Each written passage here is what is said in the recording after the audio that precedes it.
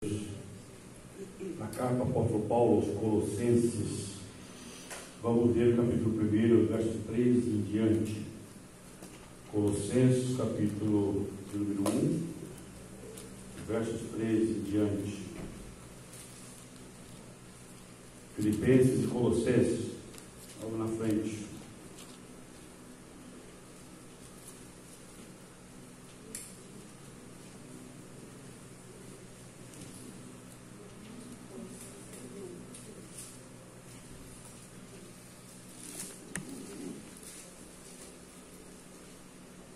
Nós vamos ler do 13 até o 23. Depois eu completo. Amém? Amém. Carta aos Colossenses, capítulo 1, versos 13 ao 23. Todos acharam? Amém? Diz assim a palavra de Deus: Ele nos libertou do império das trevas e nos transportou para o reino do Filho do seu amor, do qual temos a redenção, a remissão dos pecados. Este é a imagem do Deus invisível, o primogênito de toda a criação, pois dele foram criadas todas as coisas, nos céus e sobre a terra, as visíveis e as invisíveis, sejam tronos, sejam soberanias, quer principados, quer potestades, tudo foi criado por meio dele e para ele. Ele é antes de todas as coisas, nele tudo subsiste. Ele é a cabeça do corpo da igreja.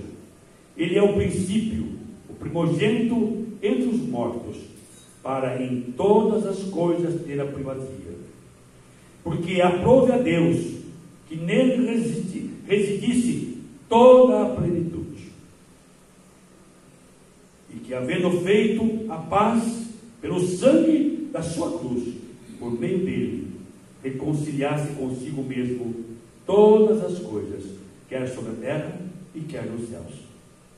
E a vós outros também, que outrora eres estranhos, inimigos do entendimento pelas vossas obras malignas, agora, porém, vos reconciliou do corpo da sua carne, mediante a sua morte, para apresentar-vos perante ele santos, inculpáveis, irrepreensíveis, se é que permaneceis na fé, alicerçados e firmes, não vos deixando afastar da esperança do evangelho que ouviste e que foi pregado a toda criatura debaixo do céu, e do qual eu, Paulo, me tornei ministro.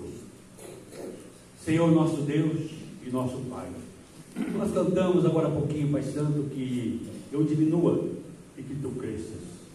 Cresça, Senhor. Esta igreja pertence a ti, Pai. O Espírito Santo é Senhor absoluto deste lugar, absoluto da minha vida e absoluto de cada coração nesta manhã. Por isso eu te peço, meu Deus, em nome de Jesus, que todo o coração que esteja disperso agora, mentes, Pai, distraídas, desligadas, ó Pai, da tua palavra, seja trazido cativas agora à presença do nosso Deus, para ouvir a voz do Senhor, porque a tua palavra é a voz do Senhor, para que possamos sair deste lugar de maneira diferente do que nós entramos, e que o teu nome seja glorificado e exaltado para sempre nas nossas vidas, em nome de Jesus. Amém.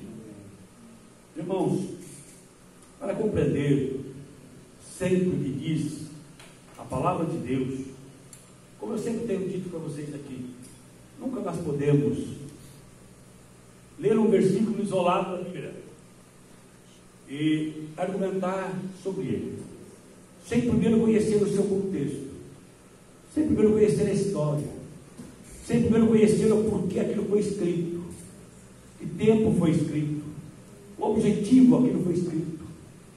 As pessoas não compreendem.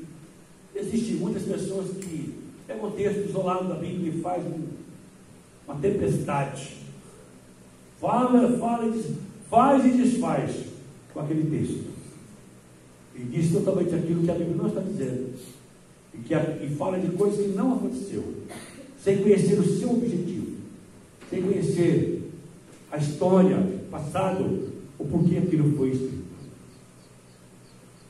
deles. Esta é uma carta escrita pelo apóstolo Paulo.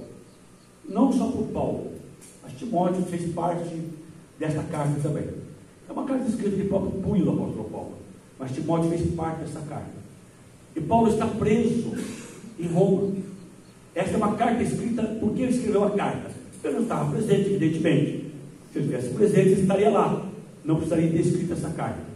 A igreja de Colossos, a cidade de Colossos aqui, a igreja dos Colossenses, não foi uma igreja fundada pelo apóstolo Paulo, não é?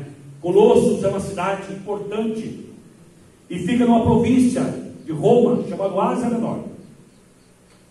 Uma cidade populosa e uma cidade que havia muitas seitas e heresias e precisava do conhecimento da palavra de Deus. E o ministro enviado por Paulo era um filho na fé, chamado Epafrodito. Epafrodito foi o fundador desta igreja, foi o bispo desta igreja. E Paulo estava em Roma. E Epafrodito foi visitar o apóstolo Paulo. E Paulo queria saber as notícias daquela cidade, do que estava acontecendo naquele lugar ali. Porque era uma preocupação do apóstolo Paulo como líder daquele ministério evangelístico, líder do ministério dos gentios. Evangelho pregado aos gentios. Por que gentios? Porque Paulo foi instruído por Deus, preparado por Deus para pregar aos gentios. Ele não ficou na comunidade de Israel, mas saiu fora, né? E essa província, ela ficava onde fica? Na Turquia, né? Então vocês veem que ela está fora do contexto de Israel. Então Paulo escreve essa carta para instruir, para que Epafrodito levasse a igreja, lesse para a igreja, porque a igreja daquela época estava sendo bombardeada, né, por falsas doutrinas, e principalmente doutrinas hereges, né, doutrinas que não ensinavam a palavra de Deus e queriam tirar o foco, né, das coisas de Deus. E a seita que mais prevalecia era uma seita que hoje é conhecida no Brasil também, existe ainda para o mundo inteiro, chamada a seita dos agnósticos. O que é ser agnóstico? Entendeu? Há pouco tempo eu encontrei uma pessoa, filho de um pastor da igreja central, e desviou da fé. Infelizmente acontecem essas coisas, né? Desviou e diz: olha, eu me tornei agnóstico. Tornar agnóstico é se tornar praticamente cético, incrédulo da palavra de Deus. O que é o agnosticismo? Agnosticismo, irmãos, é uma seita que ensinava às pessoas que o ser humano carnal, né, o ser humano no comum, não tinha capacidade espiritual para alcançar o trono de Deus. É impossível que um ser humano carnal e pecador como nós pudesse ter comunicação com o ser especial, né, e espiritual que é Deus. Então esse era o ensino deles, que era impossível isso aí. Irmãos, vejam bem, quando nós voltamos da fundação do mundo, nós vemos que lá no Jardim do Éden, Deus colocou o homem em primeiro lugar, né? Que a primeira criatura de Deus, como um ser humano, foi Adão. E Deus criou, pela história, a última criação foi o homem, né? Ele criou o mundo, criou as plantas, criou os animais, e por último ele criou o homem. Mas como ser humano, a primeira criação foi o homem. E ele colocou o homem no jardim. E diz a Bíblia que Deus se manifestava todos os dias. Ele vinha ali, ele falava com Adão. Adão recebeu da parte de Deus a ordem para não comer do fruto que estava no centro do jardim. E a Bíblia diz que Deus comparecia ao jardim todos os dias na viração do dia. E Deus tinha uma ligação direta com o homem. Amém ou não? Então isso mostra que Deus tinha sim ali um contato não físico, porque Deus não é físico, né? Ele é espírito, não também visível, mas auditivo, em voz. Deus comunicava com Adão, como depois Deus deu a Eva, apresentou para Adão. Adão teve a sua esposa, e ali Deus determinou que ele cultivasse aquele lugar. Aquele lugar era um lugar para ser cultivado, e tudo que ele precisasse ali Deus colocaria e colocou à sua inteira disposição. Então vejam bem que desde o começo Deus já tinha uma ligação direta com o homem, não é verdade?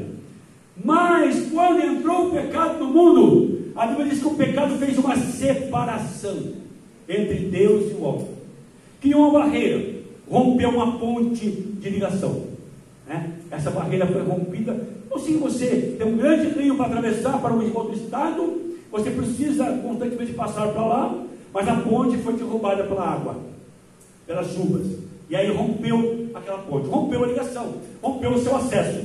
Então, quando o pecado entrou no mundo e derrubou o homem e condenou toda a humanidade à morte, houve então esta separação, certo ou não?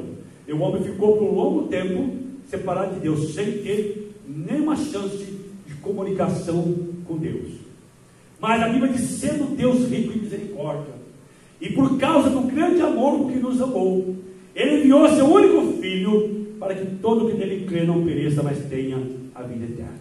Entra Jesus na história, morre e paga os nossos pecados, pecados daqueles que creem em Cristo Jesus. E aí, nós fomos por Cristo Jesus religados com Deus. Daí vem a palavra religião. Religião é uma palavra latim e quer dizer religare. Muitas pessoas imaginam que ter uma religião, ou ser um religioso apenas, isso possibilita que ele seja religado com Deus. Não é verdade. Nós somos religados com Deus através do sangue de Jesus. Somente Jesus Cristo é quem pode nos religar com Deus. Ele religa exatamente todas as pessoas que nele crer verdadeiramente. Porque a palavra crer na Bíblia é ter fé. É a mesma coisa. Quem tem fé em Jesus, quem crê em Jesus, o texto diz aqui, e que guarda os seus mandamentos, estão ligados com Cristo Jesus. E essa religião dos agnósticos, no tempo de Paulo, essa seita herege, ela tinha como único objetivo a mesma coisa que todas as seitas têm hoje, né? Qual é o objetivo? Tirar o foco de Jesus, eliminar Jesus da presença das pessoas e fazer com que as pessoas não tenham, assim, esperança de ter acesso a Deus, nem através de oração, nem através de meio algum. E o que eles divulgavam naquela região era angiologia, né? Dizendo que nós precisávamos orar pedindo para o anjo, para que o anjo levasse essa comunicação ou esse pedido até a presença de Deus, porque nós não tínhamos acesso a Deus, porque nós éramos seres terrestres, e seres terrestres, seres pecadores, não podem ter acesso a Deus, porque Deus é muito grande.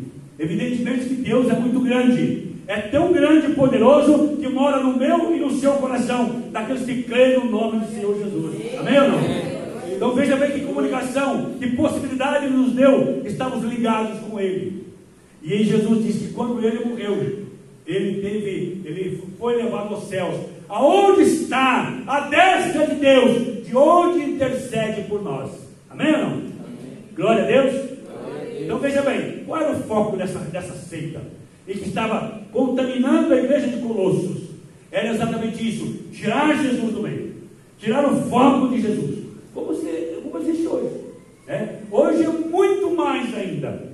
Vejam bem, eu sempre falei para vocês aqui que existe uma seita grande no Brasil, e que a oração deles, o culto deles, está dirigido principalmente, os pedidos são dirigidos a um anjo, um arcanjo chamado Miguel. Irmãos, o arcanjo Miguel na Bíblia, ele não responde nada de ninguém nesse mundo. Ele é o defensor do povo de Israel, e só vai entrar em ação no dia em que Jesus Cristo vier. Amém ou não? Amém. Ele virá para defender Israel. A Bíblia diz que Jesus Cristo virá no seu cavalo branco, vestindo vestiduras brancas, junto com a igreja que ressuscitou, a igreja que arrebatou. Ele virá com essa igreja, e Miguel vai tirar da boca de Jesus uma espada, chamada espada de dois gumes, que significa o cumprimento da palavra de Deus, e vai eliminar todos os inimigos de Israel, aqueles que se levantaram contra Israel. É nesse momento que esse arcanjo vai agir. Caso contrário, ele não tem. E é expressamente proibido qualquer ser humano de orar a anjos, fazer pedidos para anjos, porque isso elimina exatamente o poder e a autoridade de Jesus na terra. E o que eles querem? Exatamente isso. E é uma palavra, uma mensagem muito comum hoje, muito conhecida, muito divulgada nos veículos, inclusive, que diz assim: pede para a mãe que o filho atende. Vocês conhecem bem? Conhecem ou não? Esse é um meio diabólico de neutralizar a pessoa do Senhor Jesus Cristo.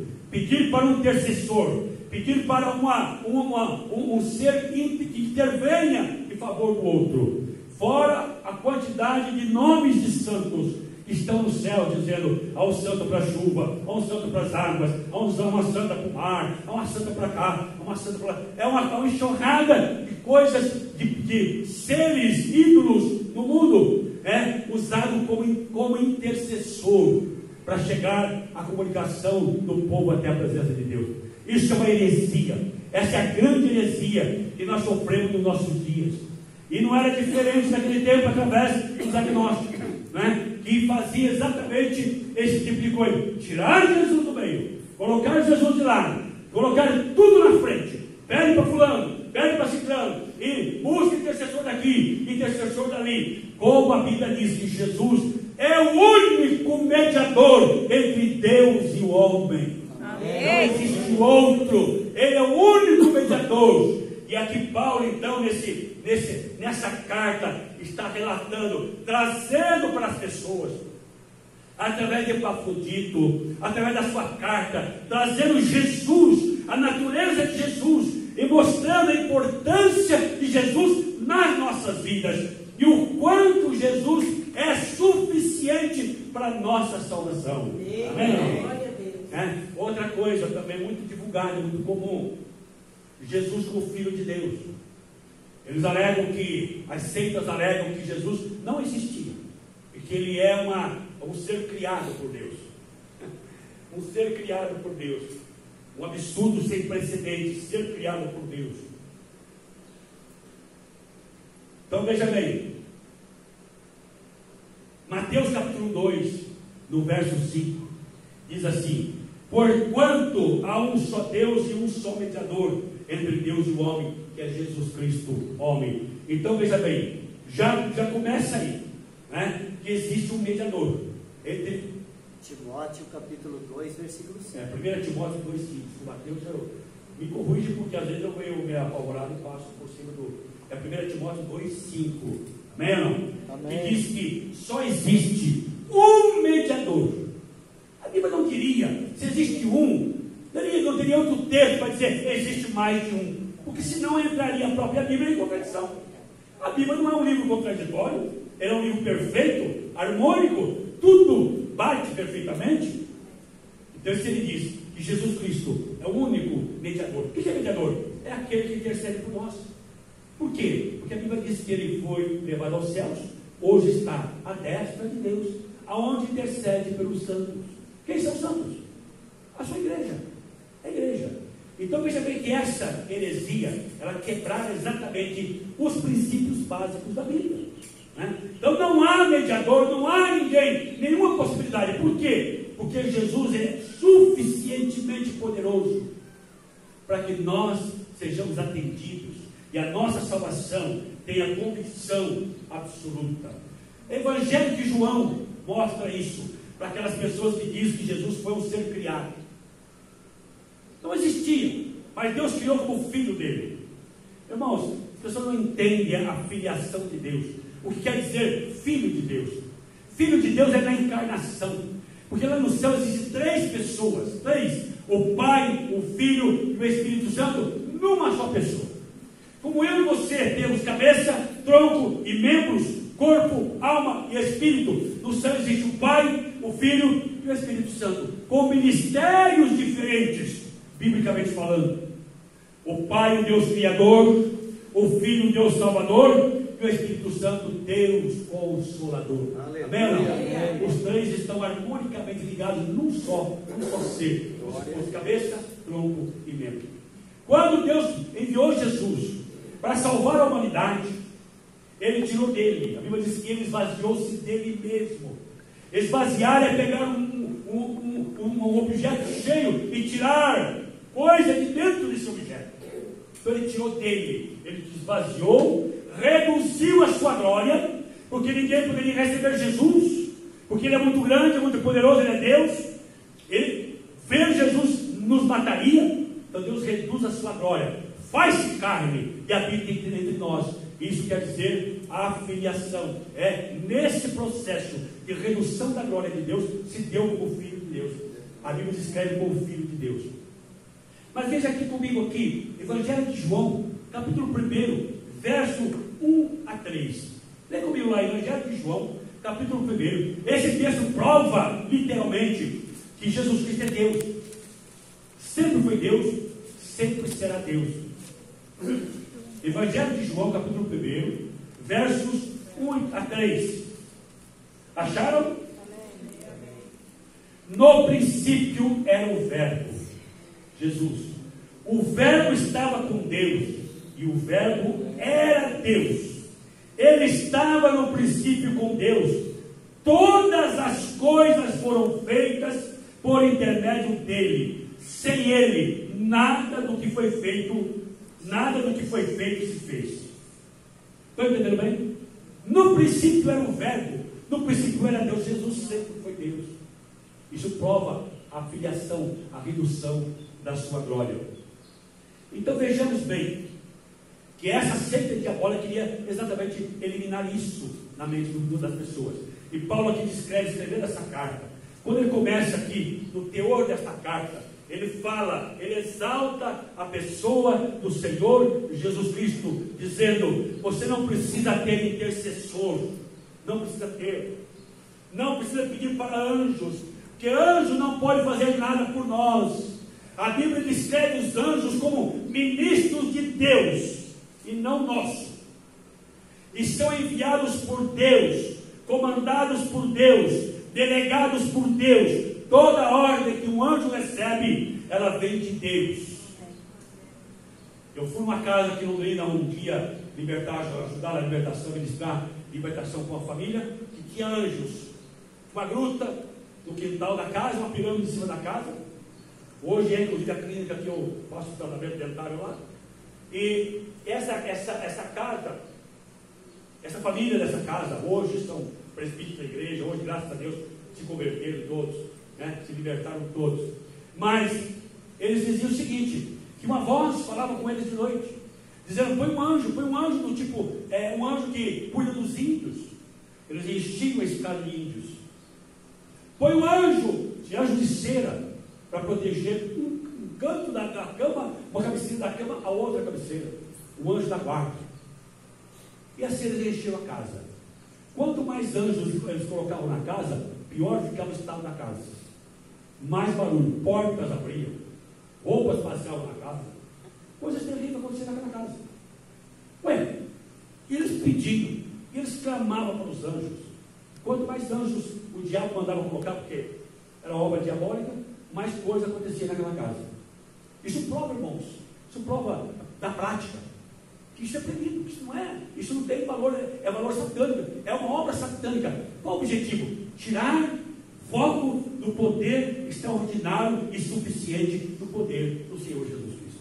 Amém ou não? Amém. E Paulo então faz isso, escrevendo essa carta, ele traz a exaltação, o poder de Jesus. Então veja comigo agora o texto lá, vamos para o texto lá. A excelência da pessoa e da obra de Cristo. Uma obra excelente, a pessoa e a obra de Cristo. Então veja bem que o texto diz: ele nos libertou do império das trevas e nos transportou para o reino do Filho do seu amor. Ele quem? Jesus. No qual temos a redenção, a remissão dos pecados. Fomos tirados do pecado, fomos redimidos das trevas, fomos colocados no reino do seu amor. E através de quem? De crer em Cristo Jesus e receber o Senhor Jesus. Este é a imagem do Deus invisível, o primogênito de toda a criação. O que é o primogênito de toda a criação? É o primeiro que criou todas as coisas. Então Paulo traz isso para a mente da igreja. Gente, vocês precisam conhecer Jesus. Isso que eles estão falando é mentira. O que eles estão pregando é um engano. Isso vem das trevas. E o objetivo da pregação deles é tirar o foco de Jesus. É tirar Jesus do coração de vocês. É fazer com que vocês achem que Jesus não é suficiente e que precisa de intercessores, que precisa pedir para anjos, e precisa ficar louco e tanto pedir, porque ele não é suficiente.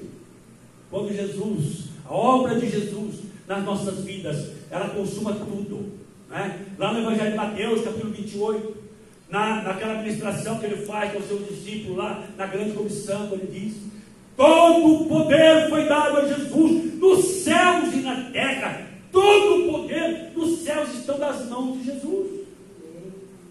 Eu pergunto para você, nesta manhã, quem pode resistir a esse poder?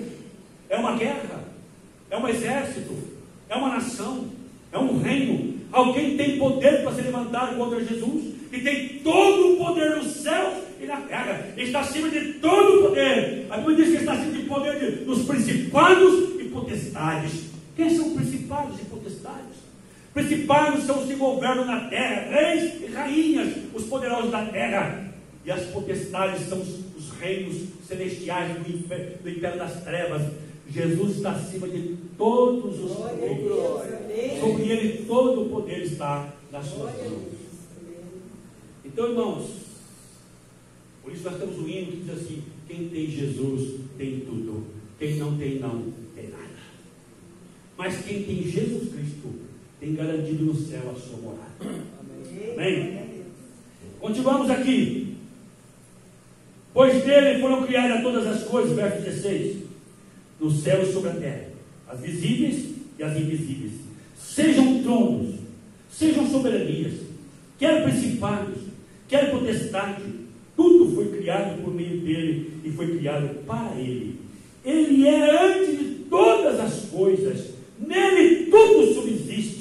Ele é o cabeça do corpo da igreja. Ele é o princípio, o primogênito entre os mortos, para que em todas as coisas ele tenha a primazia. Ele é o primeiro, ele é o todo-poderoso. Ter Jesus, você não precisa mais nada. O objetivo de Paulo é de não deixar a igreja dar ouvidos a esse tipo de coisa, não ficar divididos entre crer em Jesus e buscar um reforço espiritual através de anjos. Anjos são ministros de Deus, como disse, só recebem ordem de Deus. Trabalham em nosso favor, sim, mas como ministro de Deus. Quem delega o anjo é o Senhor. Eu não posso orar para anjo Miguel, para Gabriel, para Serafim, para Querubim. Eu não posso orar por eles. Ah, mas eu oro para o Serafim fazer isso, para o Querubim fazer aquilo. Não, está perdendo o teu tempo, está fora da palavra de Deus. Porque a Bíblia diz, Jesus diz, tudo que pedires ao Pai, em meu nome, crendo isto, recebereis. Ele diz tudo que pedires ao Pai, no nome de quem? De Jesus. Por quê? Porque toda a autoridade nos céus e na terra estão sobre o Senhor Jesus Cristo. Paulo continua aqui, porque aprove a Deus que nele residisse toda a plenitude, e que havendo feito a paz pelo sangue da sua cruz, por meio dele reconciliasse consigo mesmo todas as coisas, quer sobre a terra e quer nos céus. Tudo se reconcilia em Jesus, na terra e nos céus. Tudo que eu preciso, tudo que você precisa, é crer, receber e obedecer a palavra de Deus na pessoa do Senhor Jesus Cristo. Quando você dobra os seus joelhos, porque veja bem, irmãos, quando Cristo morreu e ressuscitou, ele nos religou com Deus. Ele nos deu o mesmo privilégio que Adão e Eva lá no Jardim do Éden, de ouvir, de falar com Deus, comunicar com Deus, comunicar-se com Deus. Nós podemos nos comunicar com Deus diretamente. Não existe mais barreira. O véu, a ponte foi religada e nós temos acesso a Deus. Só tem uma condição para isso, no nome de Jesus. Se você orar a Deus, pedir alguma coisa que não seja no nome de Jesus, está impossibilitado de ser respondido. É por isso que todas as vezes que nós oramos, nós terminamos a nossa oração: Senhor, eu peço em nome de Jesus. O pedido deve ser dirigido a Deus, que assim nos ordena a palavra de Deus, mas tem que ser concluído no nome de Jesus. E sobre Jesus está todo o poder, nos céus e na terra. Amém? Amém? E essa carta aos Colossenses tem essa necessidade, tem esse objetivo. Então, o objetivo de ser escrita foi por isso, para corrigir distorções criadas por seitas hereges que naquele tempo se levantaram. E Paulo já disse que se levantaria também em todas as nações da terra. E os últimos dias serão tempos difíceis. E essas seitas existem agora aos milhares por aí. Se você não tiver uma base bíblica muito boa, um ensinamento sólido, um entendimento bom da palavra de Deus, você acaba caindo com facilidade nas artimanhas dessas seitas que se levantam por esse mundo afora, com esse objetivo, tirar Jesus do foco. Porque eles sabem, Satanás sabe, que o único nome que tem poder, o único nome que pode salvar, é o nome de Jesus. Porque a ele foi dado o ministério da salvação. Você pedir a Deus, eles não se preocupam com você pedir a Deus. Por quê? A salvação foi determinada em Cristo Jesus. Como o ministério da consolação é dado ao Espírito Santo de Deus. Ele é o Deus conosco, o consolador aqui na terra. Quando Jesus subiu, o Espírito Santo desceu. Está conosco, está aqui na igreja, você não está vendo. Está aqui conosco. É a garantia também que Ele é Deus. Aleluia. Ele é o Deus triunfo. O mesmo poder. Mas é respeitado o ministério da salvação na pessoa de Cristo Jesus. Versículo 21. E a vós outros também, que outrora eras estranhos e inimigos no entendimento pelas vossas obras malignas. Toda pessoa que vive na obra maligna não tem o entendimento. São inimigos do entendimento. Pode ver.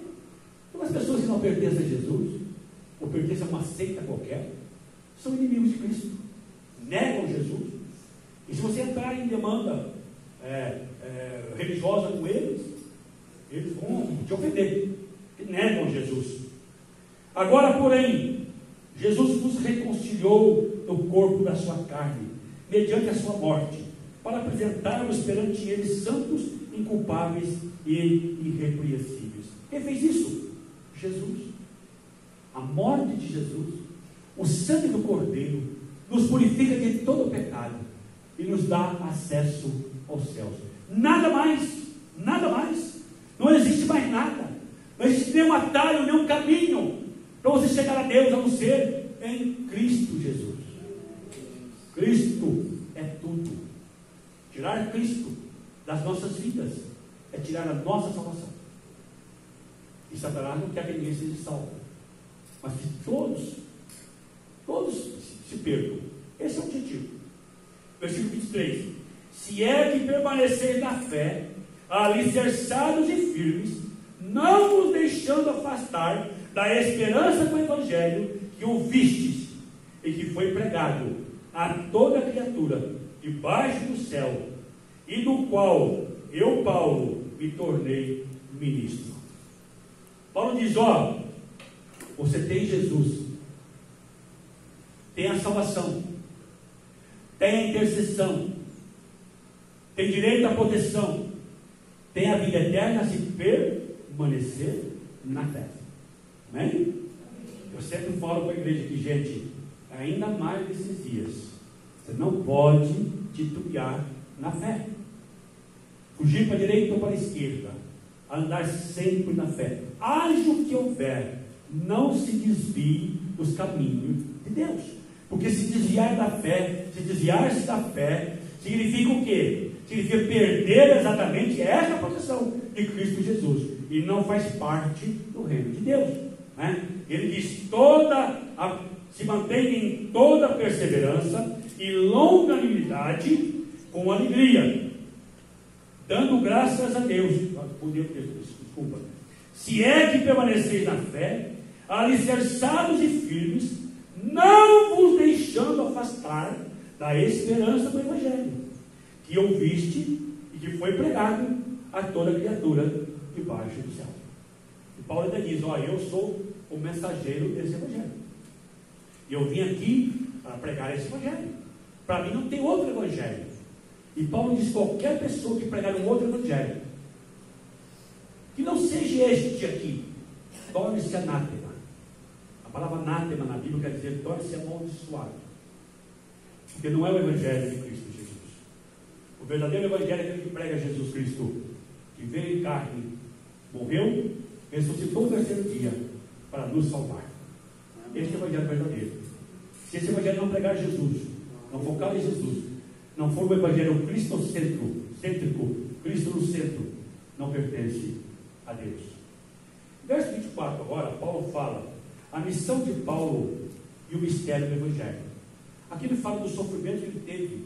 Ele nunca fez questão disso. Então presta atenção aqui. Agora me regozijo dos meus sofrimentos por vós. Gente, o que Paulo está dizendo aqui? Regozijo, o que é regozijo? Agora me alegro.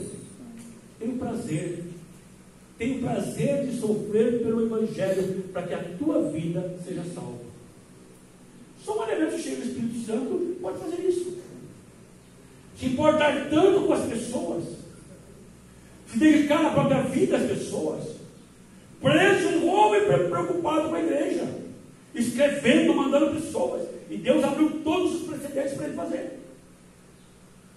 Encarcerado por Cristo Jesus, somente por pregar o evangelho.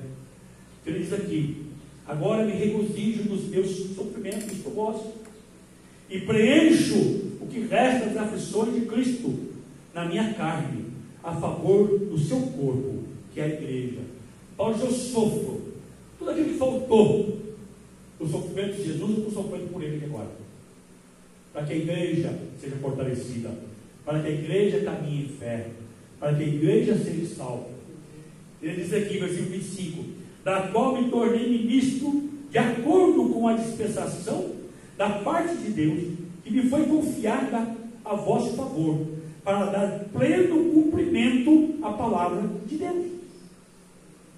Paulo, cumprindo minuciosamente, pode custar a minha vida, eu vou fazer. E fez. O mistério que estiver oculto dos séculos e das gerações, agora todavia se manifestou aos seus santos. Que mistério é esse que estava oculto no passado? O mistério da igreja. Vocês sabiam que o Satanás não sabia da igreja? Satanás é um ser criado por Deus. Não tem os 3 atributos de Deus, que é onisciência, onipresença e onipotência. O diabo ouve você falar e age contra você pelas suas palavras, mas não tem a presciência de Deus. Só Deus conhece, só Deus sabe de tudo antes de existir. Satanás não tem esse poder. E Satanás age por conveniência, né? Então veja bem, Deus segurou. Ele não falou que num determinado tempo, depois de Cristo, viria a igreja, e que sobre a igreja estaria a presença de Cristo, e a autoridade de Cristo estaria sobre a igreja, dando autoridade aos seus santos. Ele não sabia. Era um mistério de Deus guardado em sigilo por Deus, que foi revelado e caiu no império das trevas como uma bomba. A igreja é uma bomba, e sobre a igreja está a autoridade contra os poderes das trevas. É por isso que nós oramos, repreendemos os poderes das trevas, e eles caem por terra no nome de Jesus. Amém? Não? Amém. Mas se creres, se permaneceres em fé, tudo depende da nossa permanência em fé. Então Paulo mostra isso aqui, que ele dedicou a sua vida para a igreja, para que a igreja chegasse onde chegou até nós aqui, e pudesse pregar o Cristo suficiente para a nossa salvação. Amém, irmãos? Amém. Crer em Jesus significa estar suprido de tudo o que é necessário para a nossa salvação. Não precisa de sacrifício nem de intercessor para que possamos estar na presença de Deus. O sacrifício que devemos a Deus é esse. Então presta atenção, Deus não requer sacrifício de ninguém. Gente se arrastando pelas escadarias, carregando a cruz nas costas, tudo isso é desconhecimento, tudo isso é falta de sabedoria da palavra de Deus. Não quer. Deus não quer sacrifício, Ele quer fidelidade. Só um sacrifício agrada a Deus nos nossos dias, está escrito o Salmo 51, verso 16 e 17. É bom você abrir. Salmo 51, verso 16 e 17. Um sacrifício agrada a Deus. E você vai ver agora que sacrifício é esse. Vejam aí que sacrifício é esse. Esse nós precisamos ter. Esse nós precisamos ter. O único sacrifício. E mais nada. Diz lá: pois não te comprases em sacrifícios. Essa palavra te comprases quer dizer, Deus não tem prazer em sacrifício. Pois não te comprases em sacrifícios. Davi está dizendo aqui: se o Senhor tivesse prazer em sacrifício, eu te daria todo dia. E não te agrada de holocausto. Então veja bem, pois não te comprases, não tem prazer em sacrifícios, do contrário, eu te daria, e não te agrada de holocaustos. Aí Davi diz: sacrifícios agradáveis a Deus são o espírito quebrantado, coração compungido e contrito, não desprezarás, ó Deus. O que é um coração quebrantado? Coração quebrantado é um coração sensível. Sensível a ouvir a palavra de Deus. O que é a palavra compungido? Compungido é verdadeiramente arrependido dos seus pecados. Então o sacrifício é esse: quebrantar o coração, se arrepender dos pecados e entregar a sua vida a Jesus Cristo. Esse é o único sacrifício que agrada a Deus, que salva a minha e a tua vida. Amém? Amém. Aquele que está cheio de arrependimento, quer dizer, compungido.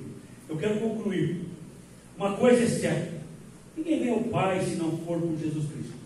Todos os meios que Satanás puder usar para nos enganar, ele vai usar. Pois ele sabe que Jesus é o único Salvador. Satanás sabe do valor da vossa fé, da nossa fé em Cristo Jesus. Foi por isso que Paulo não mediu esforço para levar a Jesus Cristo para as pessoas, ao ponto de estar feliz com o sofrimento pelo Evangelho, né? Que nós explicamos agora. Paulo diz agora, no versículo 24: agora me regozijo dos meus sofrimentos por vós, e preencho o que resta das aflições de Cristo na minha carne, a favor do seu corpo, que é a igreja. Paulo não deixa a igreja de Colossos sem ser enganada por falsas doutrinas, né? Colossenses 2, 1-5, ele diz assim: gostaria, pois, que soubesses, com grande luta venho mantendo por vós, pelos laodicenses, e por quantos não me viram face a face, mas que o coração deles seja fortalecido e vinculado juntamente em amor, e eles tenham toda a riqueza da forte convicção, do entendimento, para compreender plenamente o mistério de Deus em Cristo, em quem todos os tesouros da sabedoria e do conhecimento estão ocultos. Advertência acerca das falsas doutrinas. Assim digo, para que ninguém nos engane com raciocínio falazes, pois, embora ausente quanto ao corpo, contudo, em espírito estou com vocês, alegrando-me e verificando a vossa boa ordem e firmeza da vossa fé em Cristo Jesus. Paulo conclui dessa forma, dizendo: estou mandando para vocês essa carta aqui, para ver, para que vocês reavivem a fé de vocês, e não entrem por esse caminho. Não aceite de forma alguma nada que não provenha da fé em Cristo Jesus, porque Cristo Jesus é mais do que suficiente para tudo o que nós precisamos. Amém ou não? Não precisa ninguém se sobrecarregar de pedidos e pedidos para anjos. A angiologia é uma coisa contestada totalmente pela palavra de Deus. É automático. A função dos anjos em nosso favor é automática.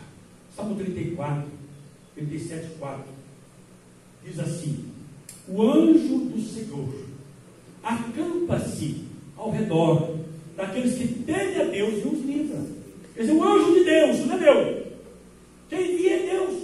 O anjo do Senhor acampa ao nosso redor e nos livra quando tememos a Deus. Certo, irmão? Quando você teme a Deus, elemento. Ao teu lado já está o anjo do Senhor. Onde você vai, na cama para você. Ele te cuida, ele te guarda. Ele é enviado por Deus. Ele não pertence a mim, ele pertence a Deus. Estão entendendo bem? Então acaba com esse pensamento. Né? Preciso de intercessão de fulano, de ciclano, de beltrano. Não. Você, em Cristo Jesus, Ele é suficiente para purificar-nos de todo pecado, para apagar todas as iniquidades, para escrever o nosso nome no livro da vida e para cuidar de nós todos os dias. O que Ele disse: estarei convosco todos os dias até a consumação dos séculos. Amém? Amém. Não deixe Satanás enganar vocês. Não ouça, que gosta muito de ouvir internet, mensagem daqui e dali. Tome cuidado, porque é ali que está o problema. O maior instrumento do diabo hoje é a internet, para enganar mentes e corações. Seitas que aparecem aí, muito parecidas com as coisas de Deus. E se você não tiver conhecimento da palavra de Deus, vai cair que nem patinha e vai ser enganado por Satanás. Amém? Amém. É por isso que pessoas às vezes me ligam dizendo: pastor, e sobre isso? Por que falam assim? Por que o fulano falou aquilo? Por que o ciclano falou aquilo? Eu já respondo logo: o que você ouviu de mim? O que você aprendeu o que eu falei para você? O que você ouviu na palavra de Deus? Guarda isso, isso não muda. Uma vez foi dito isso, está dito. Se Jesus disse, ele não muda. Se ele disse que ele é o único intercessor entre Deus e o homem, ele é o único. Não tem dois. Então se alguém aparecer com o outro lá, é mentira. Por aí era aquilo que ele disse. É por isso que a Bíblia diz: creia somente nele. Somente nele. Somente aquela palavra que ele disse ali. Amém? Amém. Glória a Deus. Glória a Deus. Que essa palavra possa alimentar a sua vida nesta semana. Vamos ficar em pé, em nome de Jesus.